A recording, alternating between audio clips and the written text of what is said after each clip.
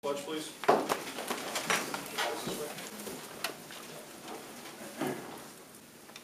pledge allegiance to the flag of the United States of America and to the republic for which it stands, one nation, under God, indivisible, with liberty and justice for all.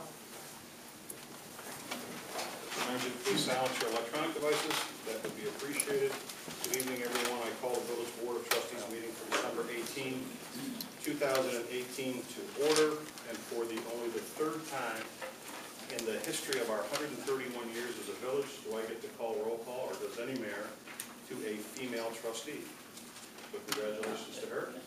Ms. Winston. Ms. Carville. Here. Mr. Deshays. Here. Mr. LeBeer. Here.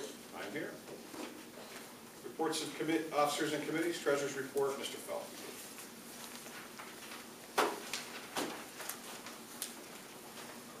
Hello, everyone. Okay. I have provided everybody with the balance sheet and the revenue and expense reports for November. It's in the boxes, I believe, like a week ago. I've also done the year-end projection spreadsheet that I think should have been there as well. There's a summary there that shows where we're at year to date for revenues collected and expenses spent. Any questions, let me know. Our auditors, Safeguard and Safeguard CPAs, they've completed the in-house portion of their field work for the internal controls and the financial portions of the audit. They are hoping, have some changes to make, so we're hoping to have that done by mid to late January and the February report in February. So it'll still be on the normal schedule. There's some changes that have to be done. One in terms of the reporting for that new gas rule, so that has to be kind of developed. So we'll be working on that here for the next few weeks for sure. Mortgage tax was received here a few days ago, last week. Increased about $685 from the same period last year. The CWSRO project is now complete, and we have received the final draw last week of $107,850.20. We have now started the process to convert the short-term borrowing that it's been on into the long-term borrowing, which is going to be a 0% financing. The first payment is going to be coming due here in February, which is actually for the short-term borrowing piece of it, but it's just going to end up reducing the amount that we borrow in the long-term. So the net effect is still the same. Beginning January 1st, the village will be changing the health insurance coverage from NYSHIP to Excellus Blue Cross Blue Shield. The rates, you'll see a 15.7% decrease for individual coverage, an increase of 3.98% for family coverage. Those two plans are the two plans that kind of mirror each other, so that's why we compare apples to apples. They offer more plans than what NYSHIP did, so there's a few extra categories where you have a subscriber and a spouse plan, as well as a subscriber and children or child plan that wasn't offered with NYSHIP. So these rates are listed right there. Prescription and Medicare supplement plan for employees is going to see a decrease of about 2%. Before 2653 down to 418 for next year. So all of that combined, we're anticipating and hoping that we would see close to a $450,000 decrease for next year. I could just jump in quickly and thank Deputy Mayor LeBeer, former trustee Othell, the collective bargaining units, the leadership, and really the employees. This was a team effort at reviewing healthcare, looking at different options, and understanding that there was a affordable option out there that was comparable to what we were currently using, and so I appreciate everyone's cooperation on that. Very helpful to taxpayers. The only other piece I have is we have discharge of debt for bankruptcy. That is ordered by the U.S. Bankruptcy Court, so we don't have any choice in the matter. For the referenced accounts, there's 5 of them. They have 5 properties, so we need to write $2,989.80. So moved. Second by Mr. Carl. Discussion? All those in favor signify by saying aye. Aye. Opposed? Motion carries. Any questions for Mr. Felt? Just one point for the treasurer and everyone else on the health insurance. We do need to be mindful that there is a new reimbursement benefit for a very small group of services where the two plans were not comparable. So the net savings will likely be impacted by that. So just want to make sure that we're somewhat conservative when we see the best case scenario that it could actually come down a bit, but definitely still significant savings to be had. Thank you, trustees. With your permission, I'd like to jump down in the agenda. Councilman Carbone is here. Would like to discuss 6B, which is the essential air service. He has another meeting at 6 o'clock, so in the interest of getting him on time, if you don't mind, I'd like to open the floor to him. Councilman Carbone, welcome. Thank you. So the entire board has received an email from myself with 15 points of why I think, and the town board thinks that we should go with boutique air. Also with the news article, I believe you may have read that, both that and the editorial on Sunday. But a couple more points to make is that boutique air is also close to an airline agreement in the East Coast with American Airlines. On top of their already an airline agreement with United Airlines. So what that does is it gets you an opportunity to buy your tickets through United or American, one ticket, straight through, and transfers your baggage as well with both those airlines instead of the one airline, which SkyWest has. One other point too is we may have to do an environmental study, and we're not sure exactly on that or how long that might take. So that could be an issue with SkyWest, as it's a larger plane and requires different criteria for daily landings at our airfield. And that's all I really have, unless you want me to read through these 15 points, but I know you have a long agenda. Questions?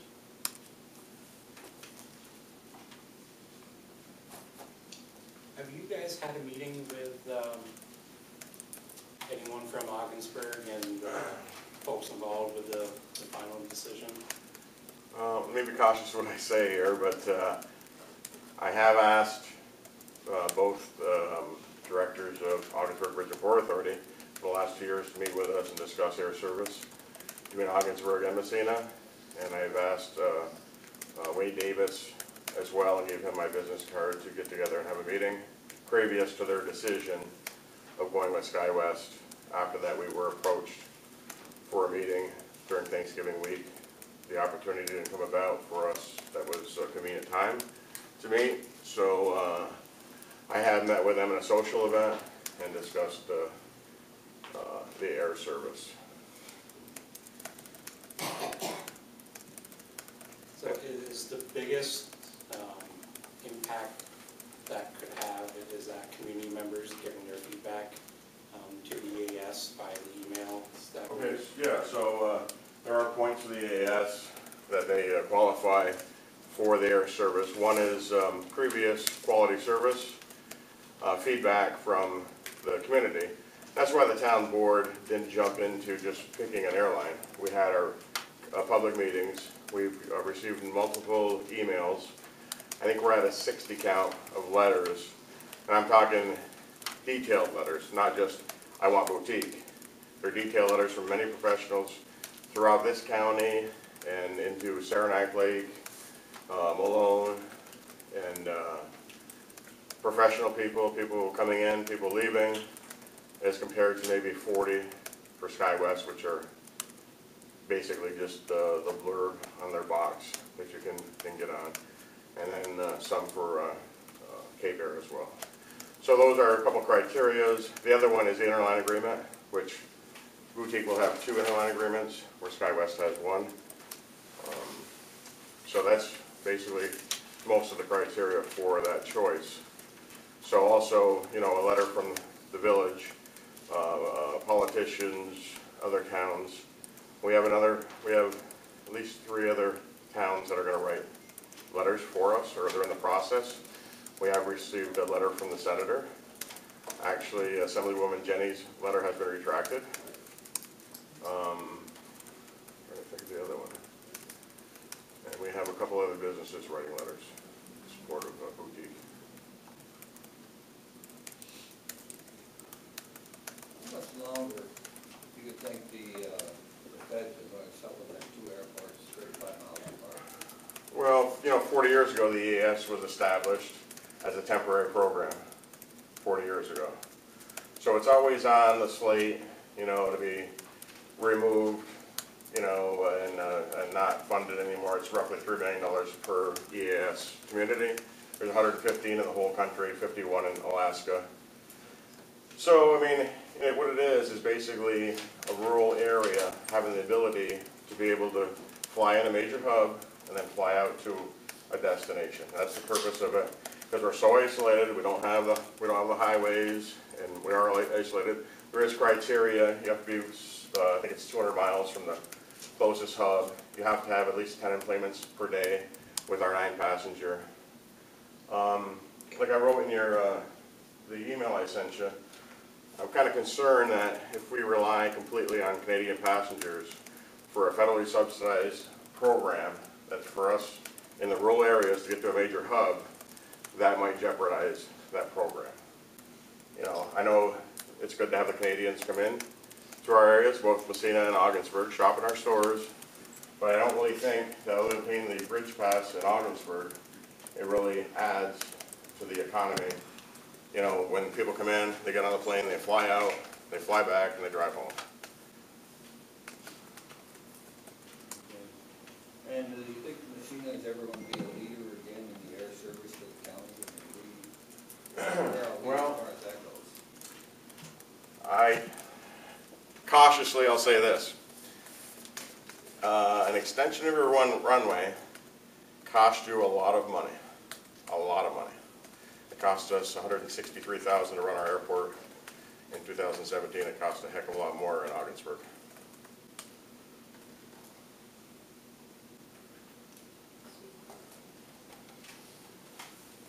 There's costs associated with it. They have $86,000, I think it's $86,000 or $83,000 in police service for when they have that large plane in, the Allegiant plane in.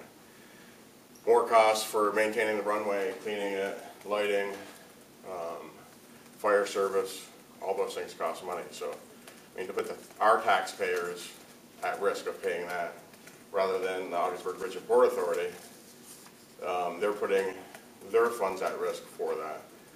It might not really make sense to have a larger runway for Massena.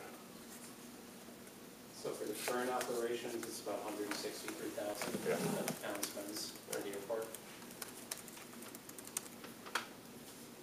It was actually, we were up in the 250, 300, and I got to give credit to Frank D'Agostino and the crew at the airport. They've done a great job. They brought that number, right down. Actually, with fuel sales and charges for landing, we don't charge for parking. I know Ogdensburg, they charge for parking in 2017. I think it was $225,000 for parking and transportation. How many passengers do we have annually? We're at about, actually, the projected rate right now is 5,600. That's an average of 15 passengers per day. But that's a duplicated count, meaning if I took 5 flights over the last year, I'm counting 5 times?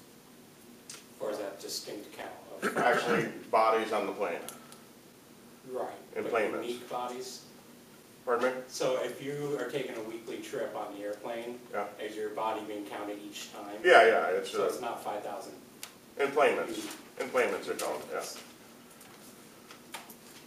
We don't know how many unique? You mean like the passenger that goes 3 times a year and they go off to Florida, or the business person that goes back and forth? We have a lot of business people. We have people at Clarkson, we have people at St. Lawrence University, we have people in government that travel back and forth all the time, to Boston, out to other hubs as well. The letters are just unbelievable. You're just wondering what portion of the community utilizes it? There could be that one trip to Baltimore as well. for us to take the bid at 300,000 more, or 250, whatever it was, to ask for that now when there's another subsidy at less, that was a concern as well. So, you know, right now we have 21 flights per week from Massena. There's 21 flights from Ogdensburg. With the SkyWest, you're going to have 12 flights per week with a larger plane.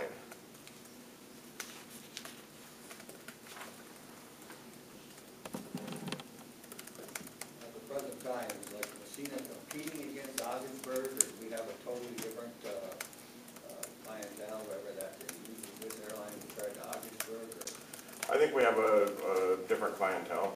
I mean, they have passengers that, right now they fly to Albany, and then they stop and fuel up, and then they fly off to Boston. So some passengers like that scenario. I mean, anything could happen. You know, if we do get boutique, I've had actually people suggest in their letters that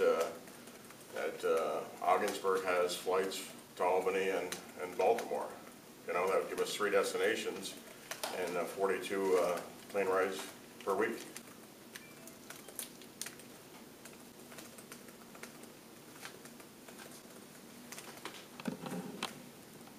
So, you know, I've asked a lot of people, you know, would you fly to Ogdensburg? Okay, because the plane leaves here at 8 o'clock. You fly to Ogdensburg, then you leave Ogdensburg at 9 o'clock, then you fly an hour and 40 minutes to Chicago or Washington.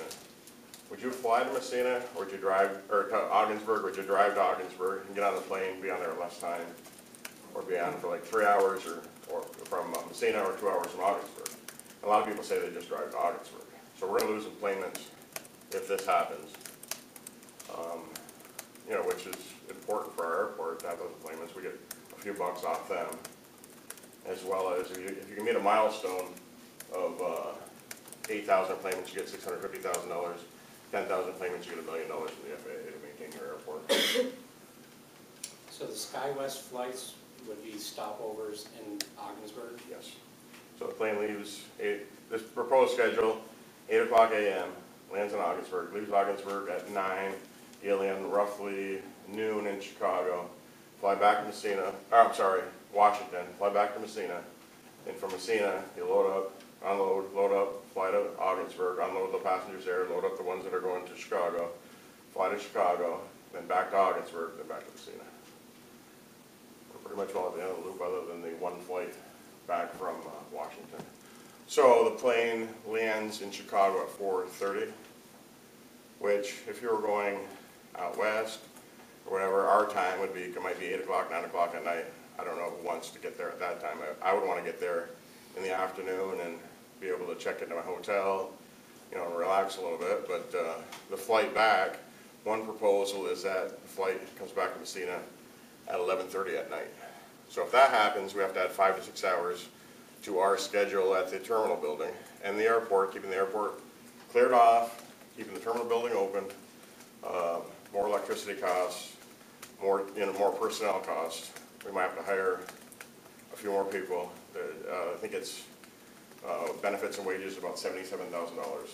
So with that $168,000 it cost us in 17 could climb up to $500,000 or $600,000 unless we have some other source of reimbursement.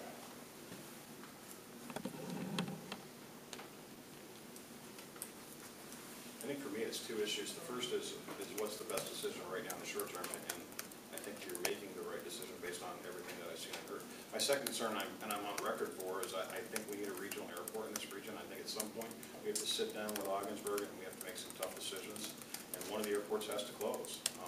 I just don't see it sustainable forever. I think that's a lot of taxpayer money being used. There's a lot of federal money being used.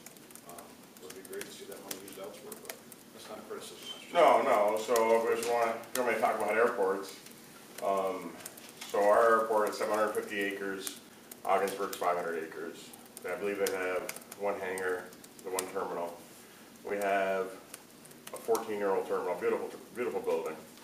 We have I've got the stats here, 14,000 square foot hangar that's I think 5 years old. We have another one next to the terminal, which is a big building, and then one other building, which is the pilot's lounge and a hangar. We also have electronic landing system, which The closest airport to us that has that is Plattsburgh and Watertown. So we have UPS flights that come into Massena instead of Potsdam, nothing against Potsdam, but when the weather is bad, they have no choice but to land in Massena. We have planes from Ogdensburg that have to land in Massena. They don't have that system. That's all they really have is a longer runway, and that's it.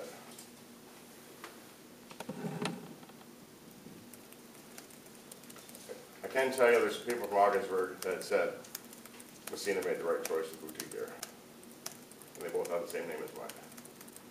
Okay? Any other questions for Councilman? Thanks, sir. All right, thank you. All right. When would we expect an answer? Are you gonna I think we'll deliberate? probably discuss it, and I'll let you Okay. answer it. All right, thank you. Thank you. Committee reports, code enforcement, Mr. Carl and Mr. LeBeer.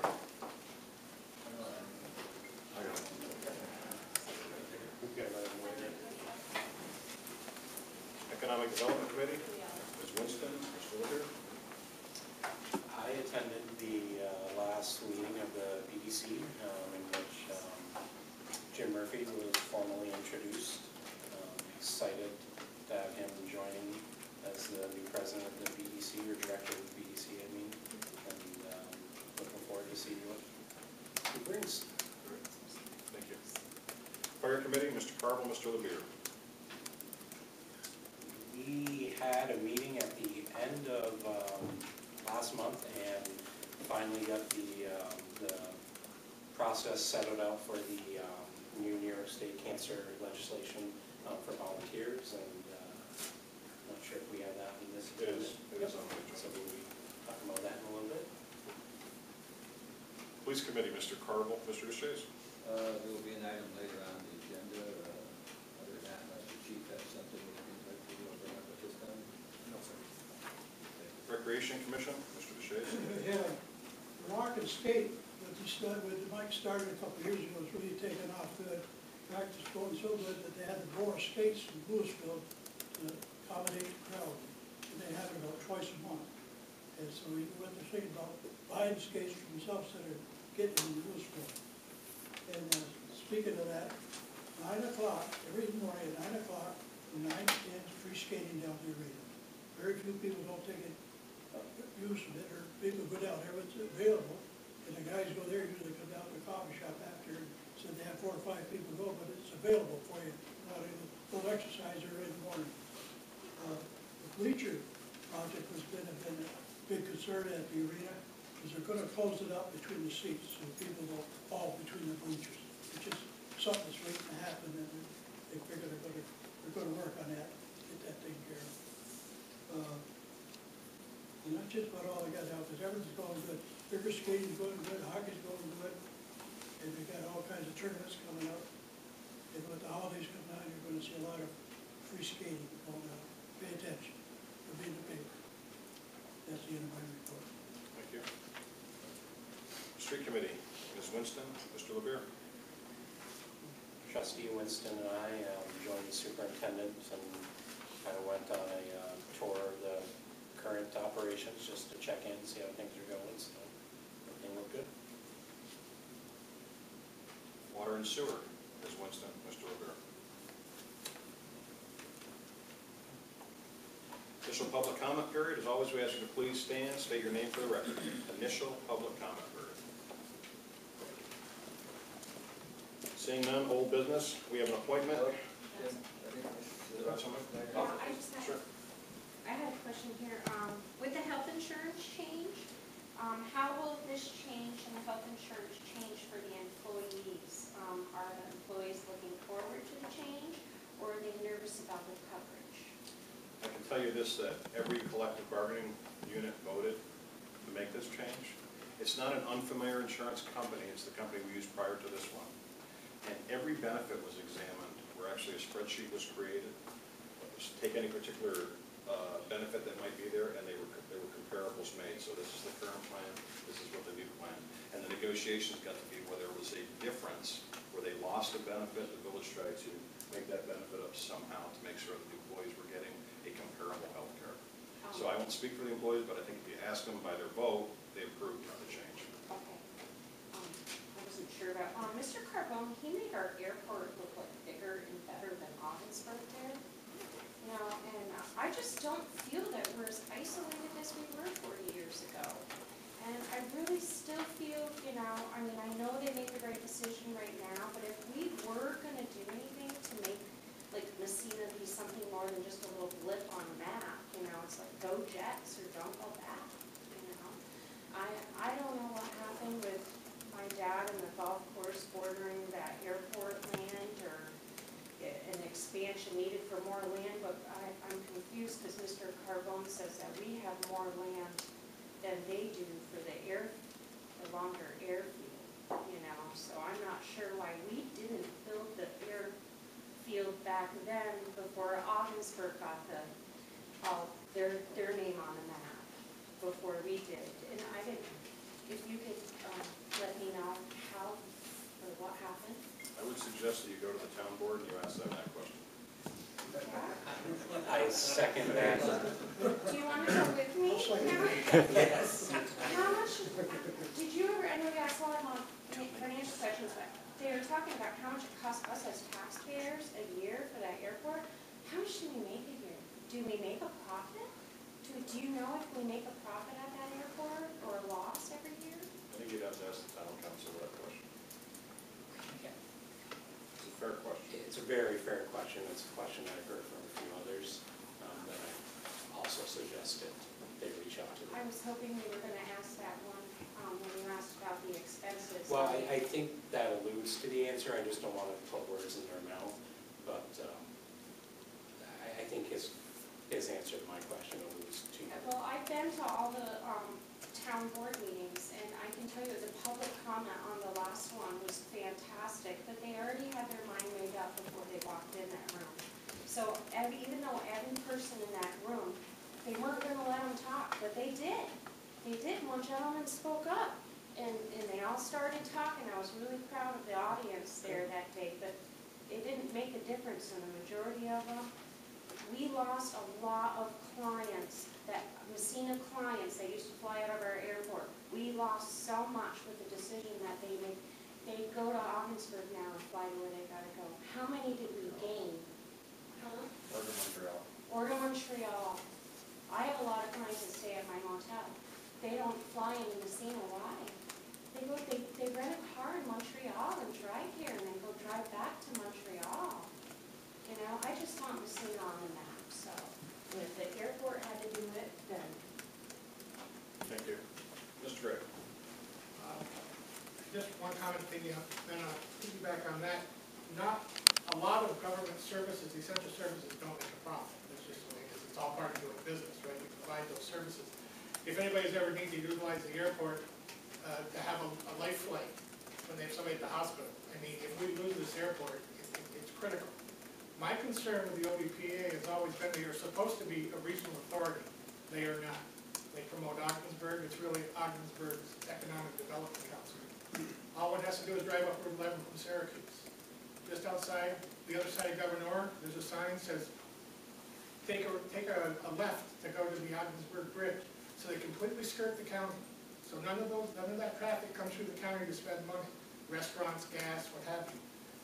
So the whole focus of the OVPA is to bring stuff to Ogdensburg, whether they come to any other part of the county, they don't seem too concerned. So I think that's a legitimate concern. There'll probably always be ongoing discussion about what airline should be here. But the fact remains there are a lot of people who come from Canada to fly out of here. Because if they're going to point south, they can already be through customs. If they fly out of Ottawa or Montreal, it's pretty cumbersome to go through the customs process. So they'll drive over here, park because it's free, and take our airport. So it's very difficult to determine who benefits or who loses. You think you've lost some business, maybe there's other people who come. I don't know. The fact remains that we need to maintain an airport here, and someone needs to, and one of the reasons they did the big kind of Ogdensburg beats to the punch, and I believe the former assembly person was helping get the highway moved, which was a very big deal. Nobody thought that could ever happen. It was a multi-million-dollar project, and it happened. So, and from what I understand, Ogdensburg, OVPA is not always willing to come to the table and discuss these things. So I think, unfortunately, having been in economic development myself years ago, I sat on the county IDA for a number of years. Because of the vast size of the county geographically, anything that comes here is a competition. If we were smaller, we could work together and try and promote business. But, you know, if something's going to Governor, nobody's going to commute from Governor to come to Massena or vice versa if there's a business opening in one of those places. So every business that looks at the North Country, we seem to be competing amongst ourselves in the county just because of our size. Thank you. Further public comment? Seeing none, moving on to old business, the appointment of Corey Hamilton, motor equipment operator. Mr. Fayette. Yes, as a result of a board meeting held in the upcoming retirement of 3 individuals in January, the board gave approval to advertise. And so we had many people respond to the advertisement, submitted an application which was subsequently approved by St. Lawrence County. And then we set up the interview process. Of the candidates, one of the individuals that was recommended for the hire has been pretty much non-responsive to our efforts to contact. Additionally, he missed his appointment for a physical at Massena Hospital. And he may have just used the village of Massena as a springboard to get leverage to where he's working right now to garner some additional adjustments. So what I would like to do is I'm recommending to rescind my recommendation of his appointment, that being Mike Francis, and to replace Mr. Francis with a recommendation to hire Corey Hamilton, who's also approved by St. Lawrence County, interviewed by the DPW. So it's a motion to rescind the appointment of Mike Francis and the appointment of Corey Hamilton for January 9th. Correct. Mr. Levere. Second by Ms. Winston. Discussion? All those in favor signify by saying aye. Aye. I say aye. Opposed? Opposed. They're opposed. 4-1. Berger, yes? Yeah. Yes. Yes. Yes. Thank you. Thank you. New business, discussion 104 East Orvis Street. Before I turn it over to Walter Bean, code officer, just caution the trustees, this is currently under litigation. So I would caution you as to your comments so that you don't jeopardize our ability to use attorney-client or executive session in the future to discuss this case. Once you talk about it publicly specifically, we give up certain rights to that. So, Mr. Bean, welcome. Good evening. The property 104 East Orvis Street, as you may remember, back in November of 2016, there was a structure fire there. As you can see, we drive by every day, but it was heavily damaged. Not only the fire damage, but it's also structurally damaged severely now. So through the normal process of code enforcement, I made contact with the then owner, Mr. Chavon, in Canada, and spoke to him on the phone and advising him that his property had been involved with a fire and things needed to be addressed. And he said yes, okay, he's going to be filing with his insurance claim and and so forth. So time went on, and we didn't hear anything. I attempted to contact him again. I did contact him on the phone again, and he had stated to me that he was awaiting the insurance claim money to do the necessary repairs or demolition. Time went on again, and as you can see in the letter that I submitted to the board here, it's chronologically listed here. I made several attempts to contact him after that, and with no success. Then I was notified that the building was sold to a gentleman in Akwesasne. That's the address that was listed on the deed. So I attempted to contact the new owner, and with no success, I sent a registered letter, and it was the address that was provided on the deed for the new owner was that of the Akwesasne Mohawk Tribal Council offices, as well as the phone number. and nobody there had heard of this gentleman. I contacted Tribal PD, they've never heard of the gentleman, and I was never able to contact him. I did make contact with the attorney, Mr. Gustafson, who was, I guess, the referee in that sale. And he had told me that, that who that person was, and I advised him that according to the International Building Code, the sale cannot take place unless the new owner is made aware through the code office of the existing violations of the property and what remedies are going to be needed to take care of that violation. So, this subsequent information I advised the mayor and my immediate supervisor at the time. And as you can see in the letter I submitted, we've attempted to contact. So then we refiled and sent what's called an ordered remedy to the new owner, and that was returned. So then, per the code, our actions are to physically attach the notice to the building in 2 different areas, and we did so. There's also supporting pictures to show you. I also asked the village DPW superintendent, Haas, to come and do a structural safety evaluation of the property. Myself and Mr. Fiat both went there and physically inspected the property, and his determination is submitted with the packet I submitted to you. Basically, it's deemed a public safety hazard at this point now. It was back in, this was last year, October of 2017 that we did this.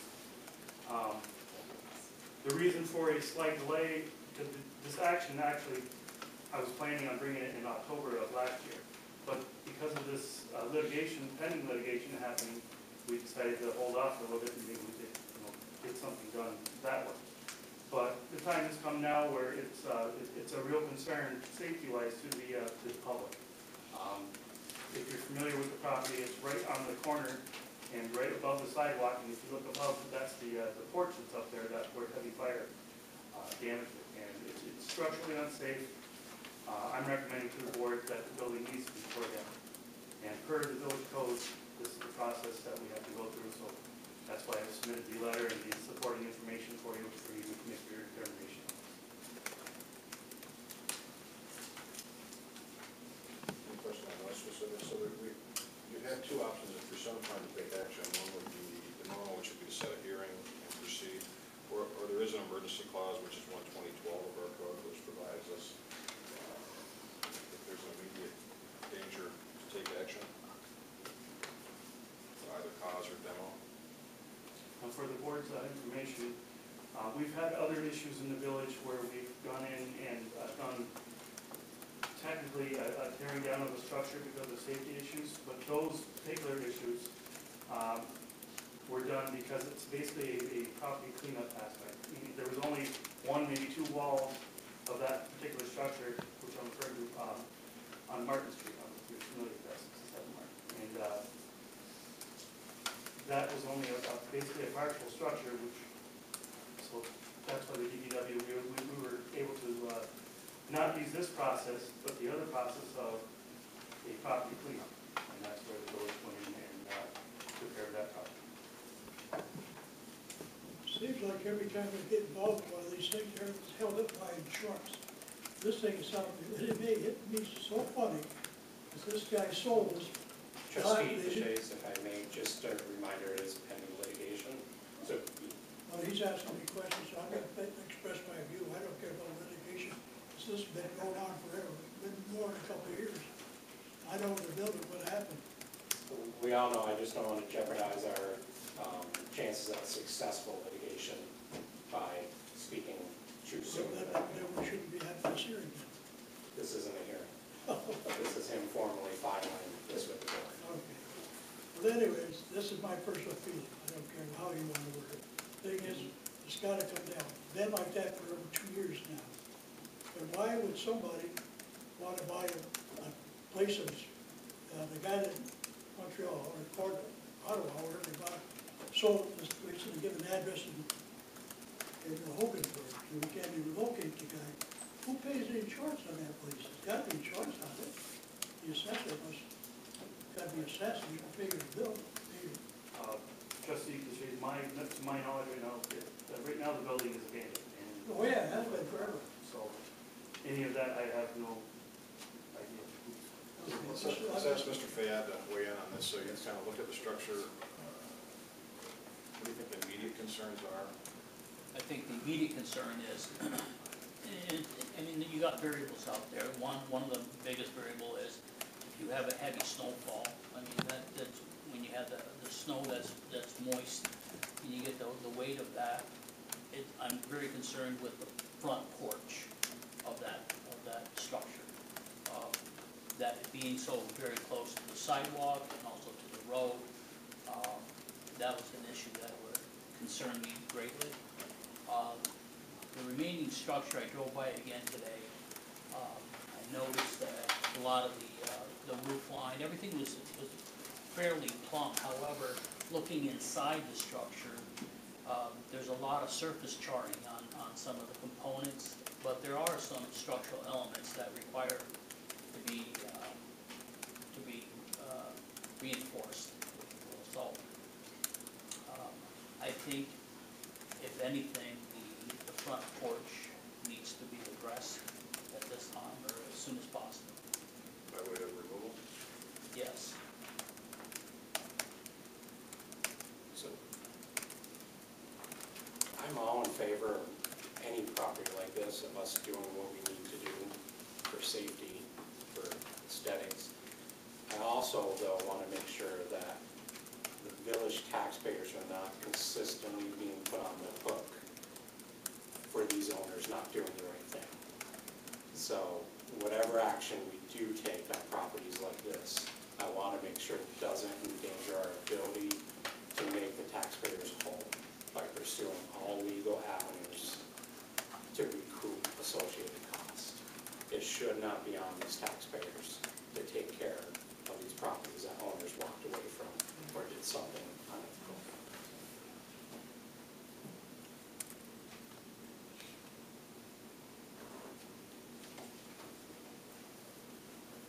We did, Superintendent Fayad and I spoke with the village attorney today on this. I mean, there are legal remedies going down the road. This is a fraudulent sale, we believe. That's no secret. That suit can be looked up. We filed a new motion. There's some different things to add.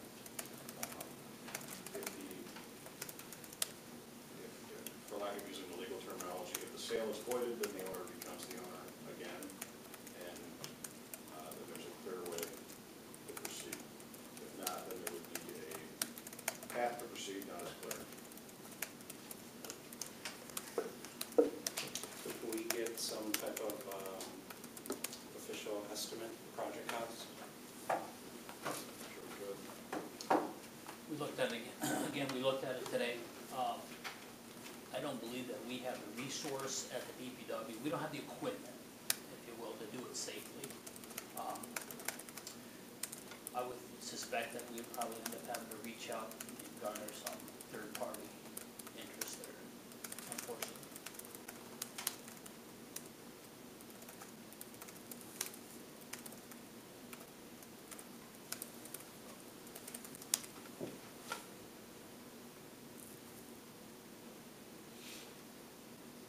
Removal of the porch would solve the immediate safety concern? Me, it would, yes. And it's a two-level, two-story porch. It's not a balcony, it's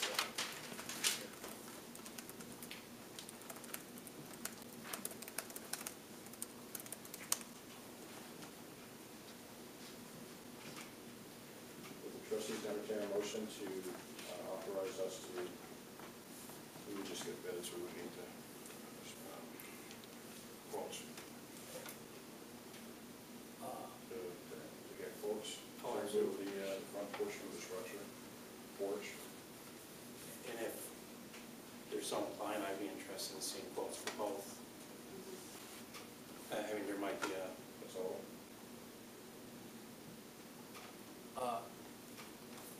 the New York State procurement policy requires anything over $20,000 has to be publicly bid. Anything under that, you can get 3 written quotes. So I can reach out and find out. I would suspect that the porch would be less than 20, so I can get 3 verbal quotes there. Anything over that, if you're gonna do the whole structure, I think you're looking at more than 20,000. Given our recent experiences, And I judge it based on that, exactly right.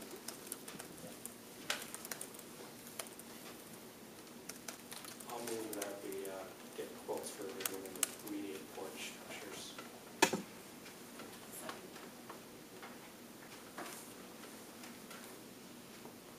for the purposes of discussion, if those prices come in under the $20,000, would you authorize us to take action?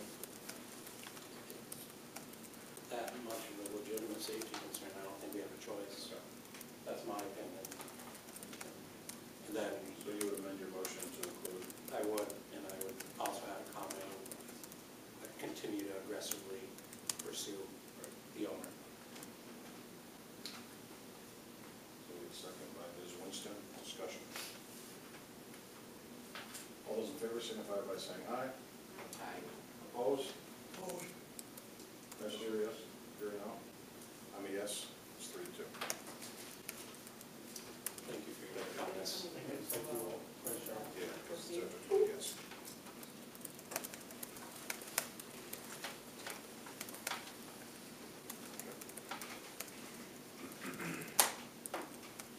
Item B. C, proposed resolution to authorize annual appointments. Mr. Cardwell. Second. Second by Mr. Revere. Discussion. The resolution, poll individually. Mr. Winston. Yes. Mr. Cardwell. Mr. Deshaies. Aye. Mr. Revere. Aye. Resolution carries. Proposed resolution, authorize annual agreement with the Massena Electric Department. This is a slight increase, hasn't been increased in 6 years, so requested an increase, so that's reflected in the resolution. Mr. Carvel, Second. second by Mr. Deshaies. Discussion. The resolution, poll individually. Ms. Winston. Aye. Mr. Carvel. Mr. Deshaies. Aye. Mr. Lebire. Aye. Resolution carries. Folks, these are all annual resolutions that we routinely do. This is our annual organizational meeting, so bear with us. We have a proposed resolution to authorize an agreement with Robert Swandenberg for snow and dirt dumping on Center Street. This is the vacant lot at the traffic light to your immediate right that we've been dumping snow on for several years. So moved. Mr. Lebire, second by Mr. Deshaies. Discussion. It's a resolution, poll individually. Ms. Winston. Aye. Mr. Carver. Mr. Deshaies. Aye. Mr. Lebire. Aye. Resolution carries. F, proposed resolution, authorize intermunicipal agreement between the town and village for court officer services. Slight increase passed on to the town to reflect the number of court hours that are covered for the courthouse. Perfect. So moved. Mr. Lebire, second by Mr. Carville. Discussion. It's a resolution, poll individually. Ms. Winston. Aye. Mr. Carville. Aye. Mr. Deshaies. Aye. Mr. Lebire. Aye. Resolution carries. G, proposed resolution to designate banks for deposit for 2019 as recommended by the treasurer. So moved. Second. Mr. Carville, second by Mr. Deshaies. Discussion. Yeah. Okay. Who's the fourth bank then?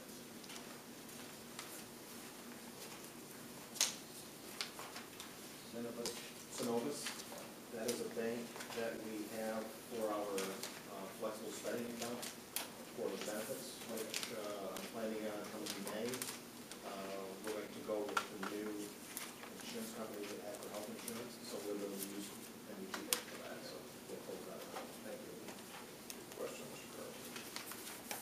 Further discussion? It's a resolution. Poll individually. Ms. Winston. Aye. Mr. Carville. Aye. Mr. Deshaies. Aye. Mr. Lebire. Aye. Resolution carries. H, approved community center tenant lease agreement with United Auto Workers Local 465. So moved. Second.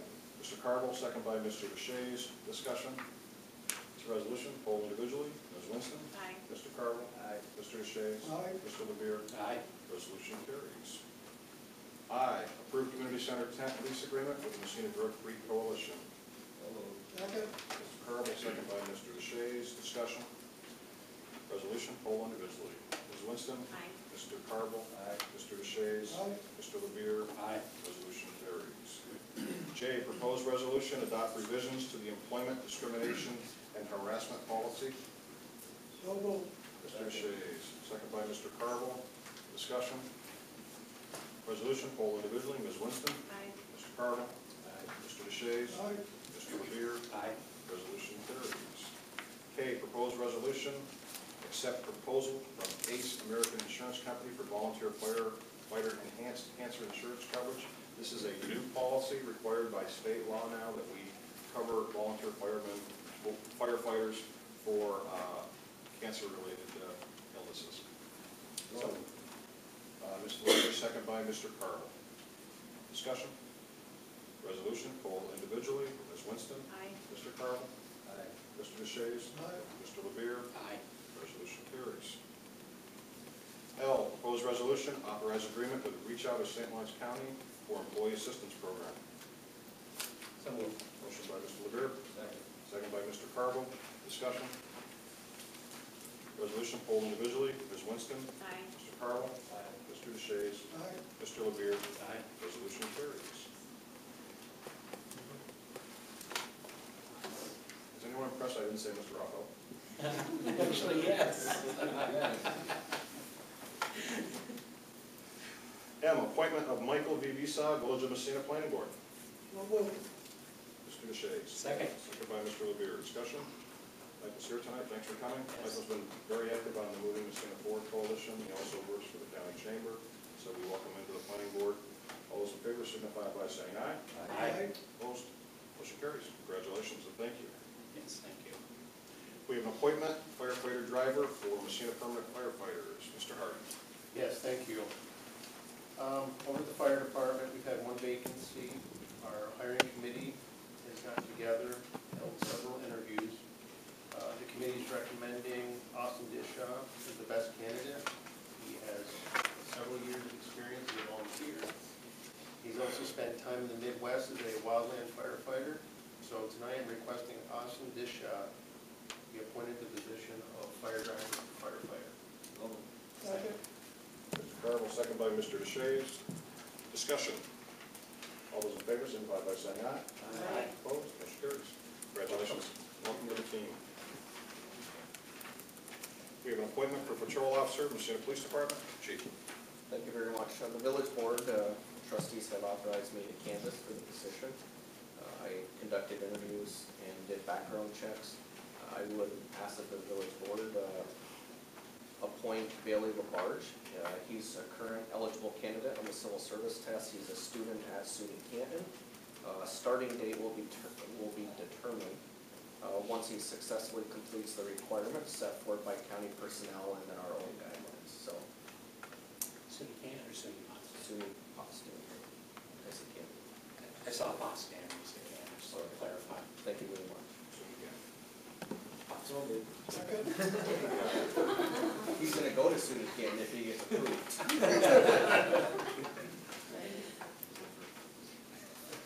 Who's the motion from? Passes. Mr. Carvel, second. I did. Mr. DeShays. Discussion. All those in favor signify by saying aye. Aye. Opposed? Motion carries. Thank you very much. Appointment of Vance Flory. He's the joint appointment. He will be the joint appointment of the Reorganization Study Committee member in relation to local government citizens reorganization empowerment grant. Mr. Lemire. Second by Mr. Carver. Discussion. I'm assuming this completes the committee, they'll be able to move forward. This completes the committee. We will send the doodle poll out tomorrow to confirm the first meeting. Excellent. All those, discussion? All those in favor signify by saying aye. Aye. Opposed? Motion carries. We have a resignation of Anthony Viskovich for Business Development Corporation. This would be effective 12/31/18. Let me give you a quick explanation on this. He will continue to serve likely on the BDC as a town appointment because he's relocating from outside the village. So we're making this a resignation effective then. So moved. Thank you, Mr. O'Shea. Second by Mr. Carvel. Discussion. All those in favor signify by saying aye. Aye. Opposed? Motion carries. We have an authorization for Aluminum Trail Capital Project Change Order Number 1. Mr. Fayad. Yes, change order number 1, it's the aluminum trail project, which is basically the footbridges will be focused on this phase. The change order number 1 is nothing other than an extension of time. The original time to complete the project was November 2nd. However, we need to put our documents in order to obtain the funding, and the final completion date ended up being November 30th. So this is a no-cost change order. It's just a time in, the project is complete. So moved. Mr. LeBeer, second by Mr. Carville. Discussion? All those in favor signify by saying aye. Aye. Opposed? Motion carries. Authorizing Aluminum Trail Capital Project Change Order Number 2. Mr. Fayad. Yes, again, in regards to the aluminum trail, the footbridge, there is a slight cost adjustment there, and it's in our favor. It's a deduct of $192.39, which is below the authorized project amount. The balance, the reason why is they balanced out all the quantities and based on unit cost and actual quantities that were put in place. So moved. Mr. LeBeer, second by Mr. Deshays. Discussion? All those in favor signify by saying aye. Aye. Opposed? Motion carries. T, authorized extension of sludge hauling contract. Mr. Fayad. Yep. So our initial term with the hauling of sludge, the sludge is the byproduct that comes off the waste at the wastewater treatment plant. On January of 2014, we entered into a contract with Casella, actually Waste Stream Management. They're doing business as Casella Waste Services, to collect and transport the sludge to a regional disposal site, that being in Chateauguay, which they own basically. The service, however, expires in about a week, at the end of this month, in December 31st. So there is a provision in the current contract for an extension, and that's what we're looking to do. There is a slight adjustment to the rates. The rates for the per trip cost to transport increased by $36 for the first year, and the cost adjustments due primarily to the anticipated downtime involved in preparing the roll-off containers. And what that is when the transporter goes to the wastewater treatment plant, they have to cover their load, and they didn't move the cans around and cover the load and process it. They did not anticipate it was going to take the time that it took in the last 5 years. So there's a slight adjustment for that. So thereafter, the rate's going to increase by 3%. Disposal rate at Grassland increases on average of 5.34%. That's to dispose of it there in Grasslands over the term of the agreement. And the rental of the dumpster, the container itself, is going to remain the same at $85 a month. So at this time, I recommend to extend the contract for the next 3 years through 2021. So moved. Mr. LeBeer, second by Mr. Carville. Discussion. After 4 years, I continue to learn more about sludge. All those in favor signify by saying aye. Aye. Opposed? Motion carries. Voucher warrants. Move that the voucher signed by trustee Carville and myself be approved. Over there. Thank you. Second by Mr. Carville. Discussion. All those in favor signify by saying aye. Opposed? Motion carries. Monthly reports, we have the volunteer fire department for November 2018 and the Massena Permanent Firefighters Village Code Enforcement Office for 2018. Communications and correspondence, I only have one. Consolidated funding application awards were announced today by the Regional Economic Development Council. The 3 that we submitted were not funded, regrettably. So, unfortunate, but I think that clearly our mission the last 4 years is aligned perfectly with the RDC's mission and that of state and fire development. So we'll just continue to work hard and look for further funding as we go forward. Trustees, any communications? Closing public comment. As always, again, I ask you to please stand, state your name for the record. closing public comment. Mr. Gregg.